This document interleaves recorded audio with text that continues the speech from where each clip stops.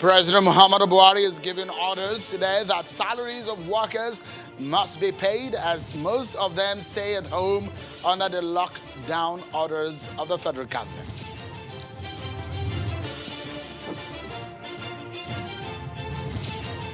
And the Minister of Health says the government is worried over the increasing rate of the coronavirus cases in Nigeria. We dissect some of the issues, the hope of Nigeria curtailing the deadly COVID-19.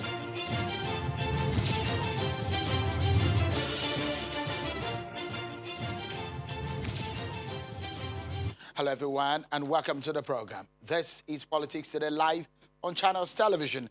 I'm Sean Kimale in Lagos, in one of the cities the federal government has placed on lockdown to curtail the spread of the deadly coronavirus. But some cheering news tonight coming in as we can confirm to you that 20 people have now been discharged from the various centers where they've been treated. Although the total number of confirmed cases in Nigeria is put at 174, NCDC confirmed a total of 35 new cases of the virus today. Lagos and Osun State had 9 confirmed cases each, with 7 in the FCT, 5 in Akwa Ibom, 2 in Edo State, 1 in Ekiti, and 1 in Kaduna, and 1 in Bauchi State.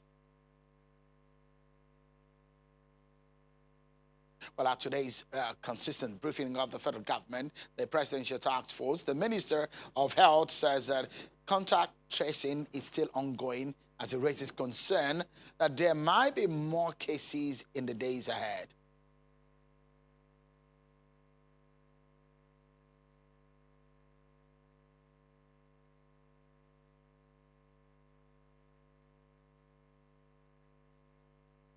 As contact tracing and testing capacity are being ramped up, more and more cases will be found, and the number of new confirmed cases of COVID-19 is expected to rise initially.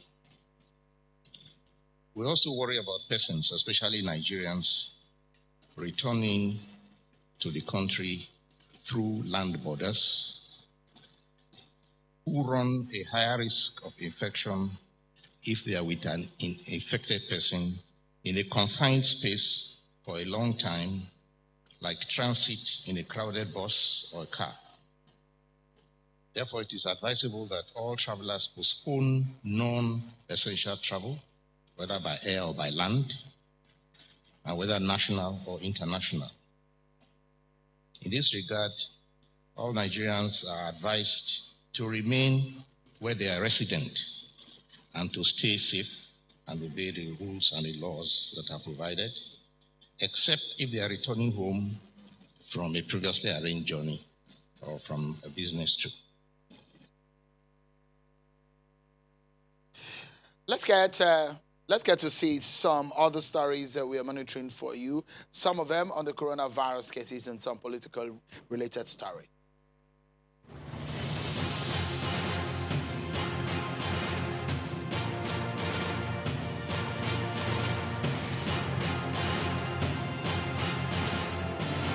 The Minister of Police Affairs, Mr. Maigari Dingyadi, is urging residents of Abuja, Lagos and Ogun State to comply with the order on the restriction of movement in order to stop the spread of coronavirus.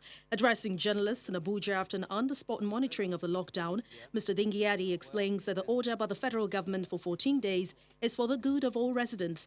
It dispels claims that the Nigeria police are brutalizing residents who fail to comply with the order on restriction of movement. A federal lawmaker is accusing shipping lines and terminal operators of taking advantage of the lockdown in Lagos State to collect extra demurrage on shipments. He says even though they are not affected by the lockdown order, they refuse to come to work for clearance of shipment, which eventually accrued extra daily demurrage. He wants the president to issue clear directives to the operators to either shut down the ports or keep them fully operational. Because if you don't give a clear-cut instruction, by the time we are out of this problem, we don't know whether after these 2 weeks, there will be another 2 weeks. Many people will not be able to carry their goods in the port because the demurrage will have consumed everything. The Bauchi state government has reversed the decision to impose full lockdown in the state due to its inability to make provisions for palliatives during the stay-at-home period. The Deputy Governor of the state, Baba Tela, announced the review of the order and explains that a decision has been reached to seal all borders instead of the full lockdown earlier scheduled to commence today, Thursday, the 2nd of April at 6 p.m. In the meantime, the state has also received donations to fight COVID-19 from the Northeast Development Commission. Some of the items include personal protective equipment, 2 ventilators, gloves, face masks, and hand sanitizers. We are putting emphasis on locking our borders so that unsuspecting carriers of the virus do not infiltrate or spread the virus in the state.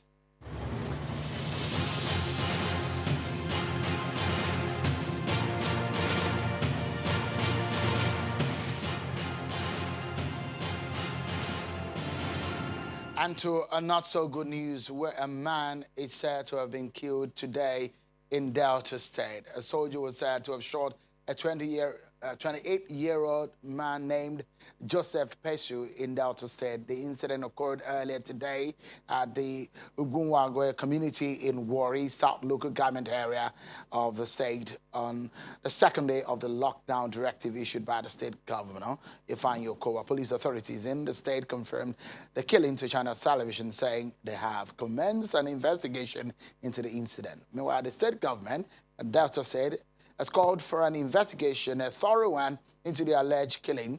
The State Commissioner for Information, Mr. Charles Aniago, in a statement said that government was worried about the report of an alleged killing of a 28-year-old man in Warri by security agencies on regular patrol duty. The commissioner said the state government has sent a delegation to the deceased family's home to condole with them over the loss of their son. He said that the military authorities have been contacted to carry out an investigation into what led to the killing of the man. And so, across the nation, there are efforts that have been made. President Buhari today is also making his effort and consultation at the center. And today he has directed the Ministry of Finance, Budget and National Planning to pay salaries of federal workers and also ensure that critical infrastructures are protected.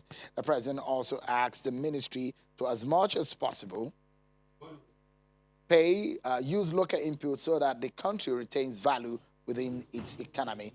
President Buhari gave the directive at the meeting with members of the committee to review the impact of coronavirus on the economy. We get to hear the minister at some point on the program. The crude oil price in the global market has gone much lower than the $30 per barrel that we had earlier on anticipated. So it means for us a further review on the measures that we need to take. So basically, it's just giving an update of where we are and what we need to do. His directive is make sure salaries are paid, make sure critical infrastructure projects like roads, rails are protected. As much as possible, use local inputs so that we retain value within our economy, and also make sure that you have measures that protect the poor and the vulnerable. So let's get a sense of what this means. I have joining me from our Abuja studio an economist and the national chairman of ANRP, Mr. Tope Fasua. Thank you so much, Mr. Fasua, for joining us tonight on the program. Let's get a sense of what this means altogether for Nigeria. The president has ordered that salaries must be paid, and they're making effort in ensuring that the coronavirus does not impact so much on the economy that it will affect the life of Nigerians. What are your thoughts on this one? Right. I think they're doing the right thing. It's no fault of the workers that we had to shut down. It's more of a force majeure, an act of God, you know. And so, of course, they have to be paid. Equally, infrastructure needs to be protected. When nobody is on the road, there's a chance for opportunistic crime and all that. Vandalism, the other time they arrested, even when everybody was moving around, people who had stolen part of the rail track between Lagos and Ibadan and all of that. So it's very important that as much as people are sitting at home, we're still very vigilant. Even though I think that the sit-at-home thing should be reviewed very quickly, just like they've done in Bauchi State, as you saw, because I think this is the time for us to be working, given the challenges that are coming ahead of us, rather than be sitting at home. I think we could also review the strategy, using data-driven approach to sometimes recalibrate from time to time. But if people keep going to work, how then do we curtail the spread of the coronavirus? I mean, this has been the template used in some other parts of the world.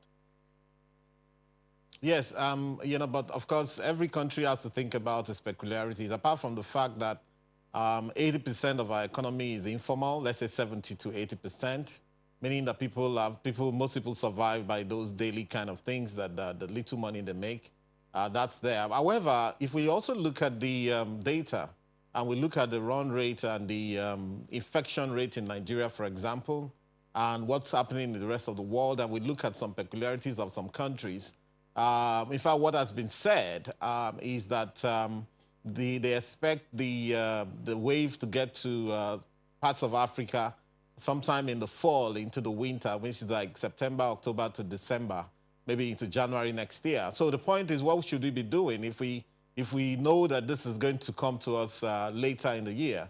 That means that we should actually be refurbishing and equipping primary healthcare centers, equally general hospitals and all of that, because this is not going to be manageable because of our population at the level of NCDC and isolation centers. In fact, the education has to go out about how people can manage this disease, and at the level of the home, at the level of the primary health care center, in case it gets to the villages and so on. And I haven't seen much being done at that level, apart from what we see in the isolation centers. Of course, the NCDC has said they have done contact tracing of about 4,300 people around the country, and but that means that, of course, usually only 5% of the cases will be very serious. However, I believe that what we need to do, because what this is meant to make us do, is to generally reposition our healthcare services in this country. That health sector needs to be repositioned, but not only health sector, our environmental sector, even our educational sector. All of these things should be repositioned as a result of this opportunity, like they will say, like we see Churchill used to say, never waste a crisis. Of course, the world is facing the crisis now. Some countries will emerge better, some will emerge worse off. We are not even talking about the economic aspect of it, which unfortunately is going to damage a lot of businesses as we speak. But we have to be careful that while we're running away from corona, we don't run into the hands of 1,000 other diseases as well. For example, that drugs aren't coming in, pharmaceuticals aren't coming in from abroad as easily as they should. India, the first thing that happened when this thing became a pandemic was they stopped all pharmaceutical exports, meaning that now we should be working over time in producing our own pharmaceuticals in this country. And of course, we should also be data-driven. We should be looking at what's going on in other parts of the world. Hydroxychloroquine was a bit controversial at some point, but now we see that it's a little bit more mainstream, and it's something that we're kind of used to in these parts of the world. Azithromycin as well, it's usually people buy it. It's not even a prescription drug in Nigeria. Part of what we're seeing also is a dichotomy between how health is managed abroad and in parts of the world like Nigeria. A lot of the drugs that we're talking about that are indicated for this, at least the therapeutic management of this disease, are not even prescription drugs in Nigeria. Most people are able to get it more than you would be able to access it in all of those countries in the West in particular. Let's take a breather. But when we come back, we look more into the impact of the coronavirus on Nigeria. We'll also be speaking with the senior pastor of KICC, Pastor Matthew Ashimalo. He joins us from London. Stay with us, everyone. We'll be right back.